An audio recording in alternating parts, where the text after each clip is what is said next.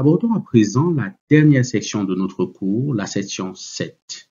Elle est consacrée aux recommandations pour le succès de la pratique. Les recommandations pour le succès de la pratique de l'habilitation au changement sont liées aux principes directeurs pertinents qui affectent le plus l'approche. Tous les principes directeurs doivent être pris en compte à tout moment et leur valeur est mieux réalisée par leur combinaison. Voyons donc les recommandations pour la réussite de la pratique de l'habilitation du changement. Cette partie nous aidera à atteindre l'objectif d'apprentissage qui est énoncé ainsi. Appliquer les recommandations pour la réussite de l'habilitation du changement et la façon dont elles sont soutenues par les principes directeurs utiles. La majeure partie du contenu des guides de pratique doit être considérée comme une suggestion de domaine qu'une organisation pourrait prendre en considération lorsqu'elle établit et entretient ses propres pratiques. Lorsqu'elle utilise le contenu des guides de pratique, les organisations doivent toujours suivre les principes directeurs utiles. On se rappelle les 7 principes directeurs. Privilégier la valeur, commencer là où vous êtes, avancer par itération avec des retours, collaborer et promouvoir la visibilité, penser et travailler de façon holistique, opter pour la simplicité et rester pratique et enfin, optimiser et automatiser. Le tableau présenté sur la diapositive présente des recommandations pour le succès de la pratique d'habilitation du changement liées aux principes directeurs pertinents. Assurez-vous que la pratique permet les changements plutôt que de les restreindre. Telle est la recommandation. Différents types de changements, standard, normal et d'urgence, avec différents niveaux d'impact, petits, moyens et mineurs, et de risque, nécessitent des flux de travail différents pour prendre en charge de manière efficace et efficiente les flux de valeur des services. La pratique d'habilitation du changement doit s'adapter aux différentes circonstances afin d'éviter une approche unique.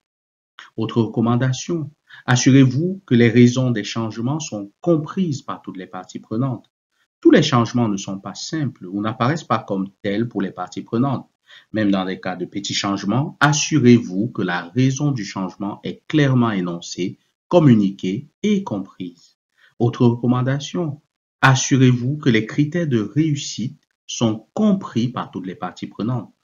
Particulièrement pertinent dans le cas de changements majeurs ou complexes où les sorties peuvent être facilement confondues avec les résultats et où le fait qu'un changement soit effectué est confondu avec le succès de ce changement en termes de valeur commerciale. Il faut donc particulièrement s'assurer que que les critères de succès, de réussite, sont bel et bien compris par l'ensemble des parties prenantes. Évidemment, les principes directeurs s'appliquent lorsqu'il s'agit de s'assurer que la pratique permet les changements plutôt que de les restreindre. Les principes directeurs utiles, c'est privilégier la valeur et penser et travailler de façon holistique. Tandis que lorsqu'il s'agit de s'assurer que les raisons des changements sont comprises par toutes les parties prenantes, les principes directeurs, privilégier la valeur, collaborer et promouvoir la visibilité.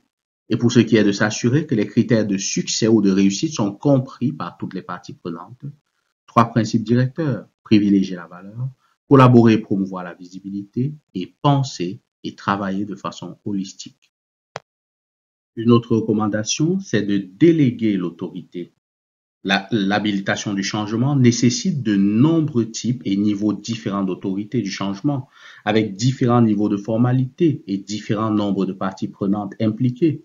Plus l'autorité de changement est proche du travail effectué, et plus elle a de visibilité, et plus la pratique est efficace et efficiente.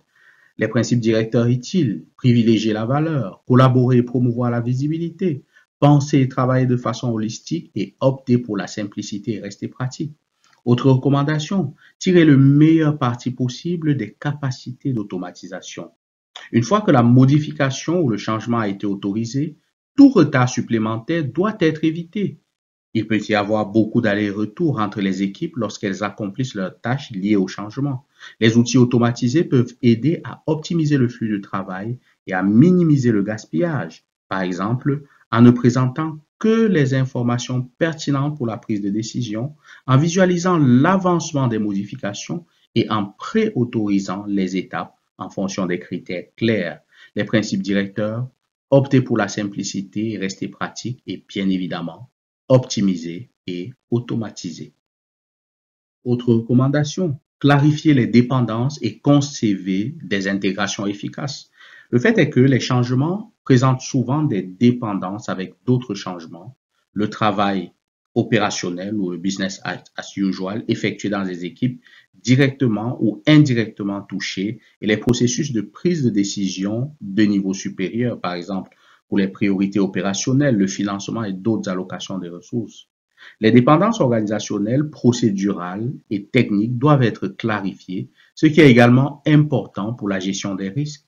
Et les intégrations, tant techniques que procédurales, doivent être conçues dans un souci de simplicité, d'efficacité et de valeur. Les principes directeurs, privilégier la valeur, collaborer et promouvoir la visibilité, penser et travailler de manière holistique et opter pour la simplicité et rester pratique.